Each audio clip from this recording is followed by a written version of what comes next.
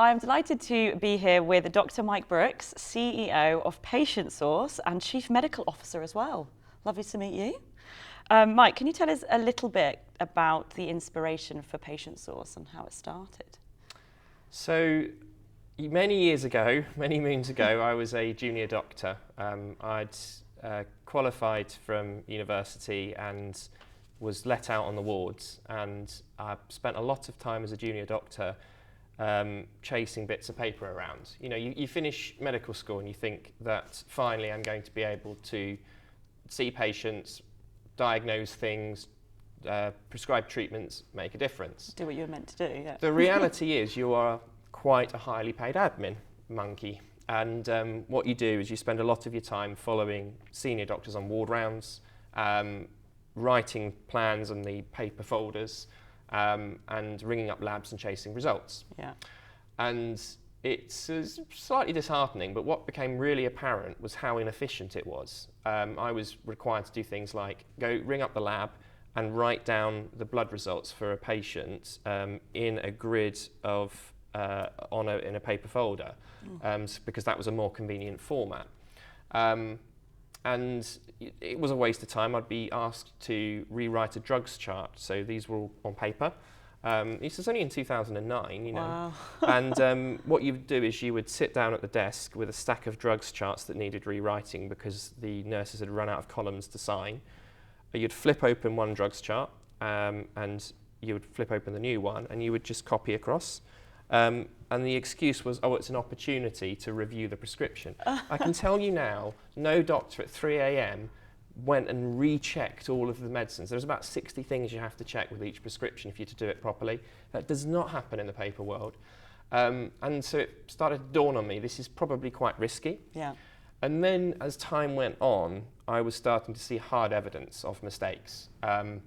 So there was a situation where a patient in liver failure, we missed his deterioration because the liver blood tests were being bounced by the lab because they had put a new rule in to say, to save money, we won't rerun a liver blood function test if it's been done in the last 3 days, without telling anybody and with no alerting system to tell us that this hasn't been done. Wow. And then there'll be situations where we would go on a ward round and somebody would mention something very quickly and I would scribble it down, and then I would get bleeped in the afternoon asking, what did you write here? I can't read it. And then the patient had sat there all morning, nothing happening to them because somebody couldn't read what was written in the notes. Or a physiotherapist would need to see the patient before discharge, and we would write plan, physiotherapy review, and that was the last step. And once again, they couldn't read it, or it wasn't efficiently communicated to them. It was buried in a stack of paper notes. So Wow. the patient didn't get their physio review, so they sat on a bed for another few days, consuming space. But then really bad stuff started happening. Yeah. And the seminal event was when I was working in a neurosurgery unit. So doing some clever things with brains and stuff. Well, I wasn't. I was on the wards chasing bits of paper. And we had a gentleman who was transferred to us from a regional hospital, and he was a 50-something. He'd suffered a bleed around the lining of the brain. We call it a subarachnoid hemorrhage. It's caused by little things called aneurysms, pouches in your blood vessels that go pop. That's the most common cause. So if you have one of these bleeds, first of all, they can be fatal, but many people do survive the bleeds. But if it's caused by an aneurysm, odds are it's going to rebleed. So you'll need to know if there's one there because you need it fixed. Otherwise, it's going to rebleed and it will kill you. So we have a chap who's sent to us with this type of bleed in his brain, but his only symptom is a headache. So the only reason he's with us is because he's had a headache, they've scanned his head, they've found that there's this blood where it shouldn't be. Now our job is to see if there's an aneurysm and manage him. So we did a more detailed CT scan with dye, but the images aren't terribly high resolution. They're pretty good, but sometimes you just do not get the pictures you need to be able to say there definitely isn't an aneurysm here. And because we're talking about something that's life-changing or potentially fatal, you don't take this lightly. So in his case, the more detailed CT scan of his head was inconclusive. So we then had to do a more invasive test called a cerebral angiogram, An angiogram is where you put a little cannula wire into a blood vessel, squirt in dye, and take a picture with a plain X-ray, which sounds more primitive, but you get much higher resolution images. Now, in this guy's case, because he was a 50-something, we'd worked out that because this is an invasive test where you're poking things up, vessels of to your head, you can cause clots to form, or you can dislodge some atherosclerotic matter and cause a stroke. Right. So he had about a 1% risk of a stroke.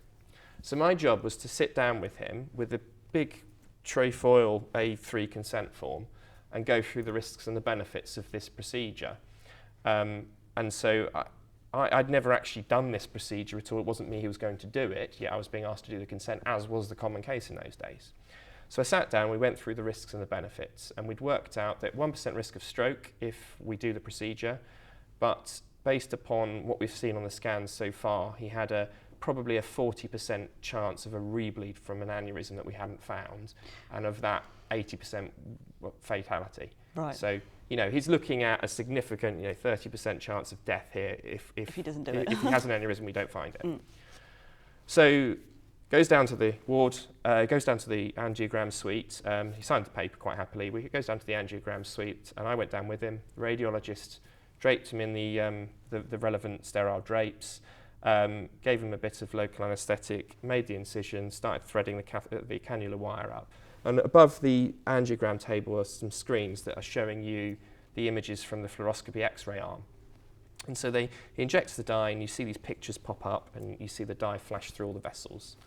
And then at the end of the procedure, radiologist pulls the drapes off, sits down at the end of the room, and signs a reporting form, and looks through the images and signs a reporting form and writes his reporting on it. And this was done on paper at the time.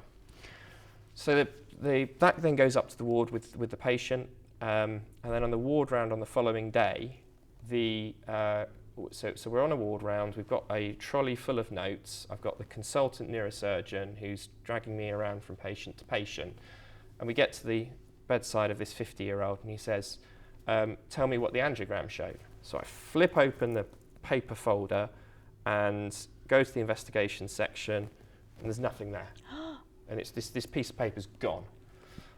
So he scowls at me, and then I'm sent on a 2-hour goose chase to try and find this missing sheet of paper. I looked in every drawer in that ward. I looked at the bottom of the trolley. I went down to the radiology suite. I even put my head into the radiology reporting room and asked, would anyone terribly mind re-reporting the images, which didn't go down very well.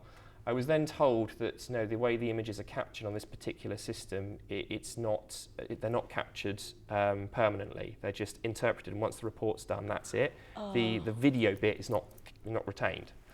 So I then asked if the radiologist who was on that day could recall what it showed, to which the answer was no, he's a locum, and we don't know when he's in next. So I then bleeped the page to the consultant neurosurgeon, expecting a stern telling off. What I got back was actually more surprising. He said, "Oh well, we'll just have to do the test again." That is incredible. So then I was asked to go back down with my consent form, and with a repeat of what we'd done just 24 hours earlier or 48 hours earlier.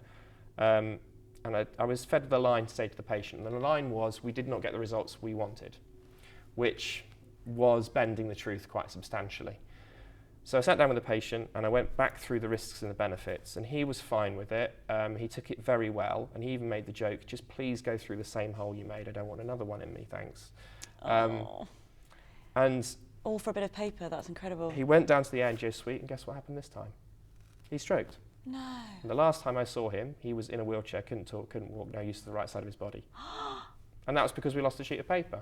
Oh, wow. And then I thought, well, this is absurd. There's clearly solutions here. I'm somebody who's written code since the age of 12, so I could clearly see a bit of plumbing with systems here could tie together a nice system that would stop paper and reports getting lost. But I was told to stop making trouble, and it was one of those things. So this threw me into a real dilemma in my career. I thought, so here I am, a qualified doctor who has seen patient harm happen because of broken systems, And I'd only a few years before had taken the Hippocratic Oath, which is literally the first line is first do no harm. And here I could see a broken system. I'm trying to fix it, and I'm being told, no, you must fall in line. Don't start creating trouble. So I decided that I couldn't, in all conscience, carry on practicing as a doctor unless I was doing something measurable to try and fix this problem. I tried to change it from within, and I was met with just brick walls.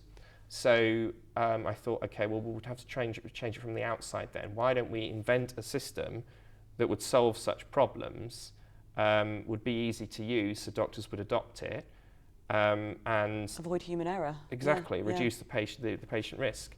And that was the birth of PatientSource. That's how it started. I had to take some big medical career risks. I had to sacrifice what was called my training number, my training position to do it. And I had to step out, go part-time, work as a locum and all this business, because there was no mechanism at the time by which the system would entertain having this done from the inside. And of course that was a while ago now, that's a good 10 years ago. Time has gone on, things have improved, but of course we have been running full pelt developing a system that does do all these things. And now it's developed so much momentum, it's having measurable impact across the world. Our system's in place in various regions with real measurable benefits, that there's no way we can stop now. Yeah. Oh wow, that story's incredible. Thank you so much for sort of doing that, for taking yourself away from the patient care to be able to develop this. It's awful for something that you had to do, but incredible that you have. It was a risk. I mean, the usual path as a doctor is you get a training number, you hold a badge for so many years, you have to sit exams in your spare time, you become more senior, you get to the top, and you spend 100% of your time working in your medical career doing service provision, really. My career has had to turn into, okay, set up a company, and in those days there was no cash to pay me, and I would moonlight, I would work part-time in emergency departments just so I could pay enough to feed myself, pay my rent, so I could work on this thing that needed fixing. That's amazing. Yeah. Wow, well, gosh, that's amazing. So what were the first steps to PatientSource? How did you, once you decided that was what you're going to do, what were the sort of... I mean, the first steps were simple conversations. Yeah. It was me asking my colleagues and people I knew in the hospital, have you seen the things that I've seen? And it was an unequivocal yes. There are problems here. We're fed up with them. But most people had this sort of learned helplessness about them. They'd tried to say things in the past and they'd just met the same brick walls that I did. And so they just accepted that that's the way the world was and they would have to fall in line and do it.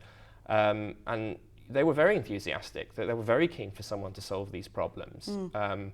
So there were clear issues about how we were dealing with patient data, how inefficient it was, how it was unstructured, you couldn't analyse it. One of the biggest pain points my colleagues were bringing up was the idea of clinical audit, where you are mandated as a doctor every 5 years to analyse some of the the work that your clinical service is doing.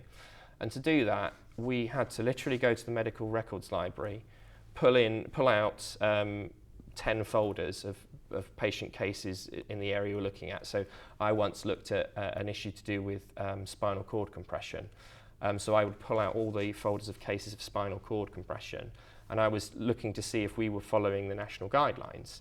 And I would have to flip through, manually finding the relevant data point, write it in an Excel spreadsheet, and I'd had to do that for 8 patients, and then I was allowed to return the records and get another 8 patients. And it took me 2 weeks to do a simple data point audit. And every doctor was mandated to do that at least once every 5 years. And I thought, okay, well that's clearly an annoyance for doctors, but that's even more of a shame for the service that can't just click a button and get a real-time readout of how are we performing today. You just couldn't do it in the paper world. So that became a really important focus for us as well. Great.